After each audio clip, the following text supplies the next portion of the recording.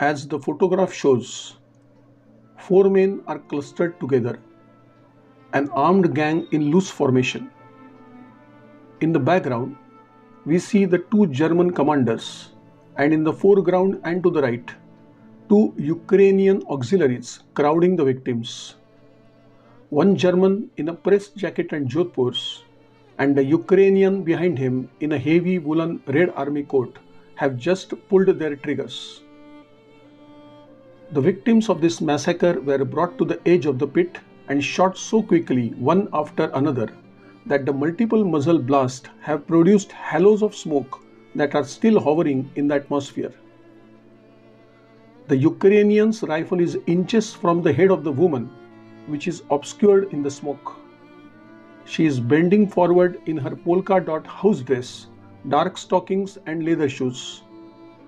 She is holding the hand of a barefoot boy dressed in a little tailored coat and pants, who is falling to his knees. In the foreground of the photograph, a pair of men's leather booties is positioned as if someone had just taken them off, as if he used the tip of the right shoe to pry off the heel of the left one. Next to the shoes is an empty coat lying on its side like the shell of a man's torso at rest. Fired cartridge casings, the litter of the mass murder, are scattered on the ground. The victims are at the age of a ravine. The woman is dying from the bullet wound to the head, pulling the boy, who is still alive, down with her into the grave. According to the common Nazi protocol, bullets were not to be wasted on Jewish children. They were instead left to be crushed by the weight of their kin and suffocated in blood and the soil heaped over the bodies. A photograph such as this is but one trace. When we find it, we must pursue it to prevent the intended extinction by countering it with research, education, and memorialization.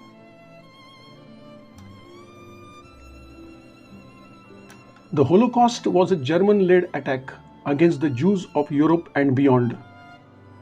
This is a story of one photograph, and its power to hold our attention reveal a wealth of information about the Holocaust and demand action.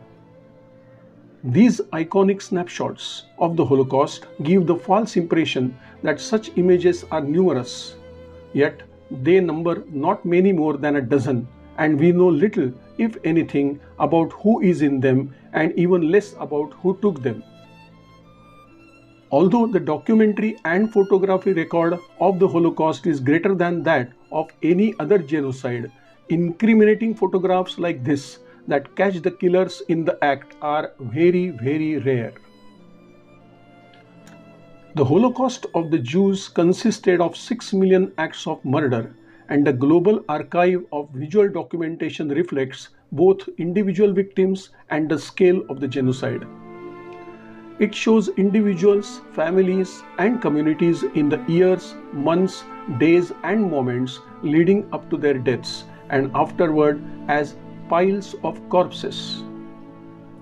We see the culmination of Nazi anti-Semitic policies that force Jews to endure conditions that necessarily caused death. Yet, the act of killing is rarely portrayed. Nazi leaders suppressed images that depicted it, confiscating the most incriminating ones while employing euphemisms such as the final solution and special treatment to allude to the brutal truth.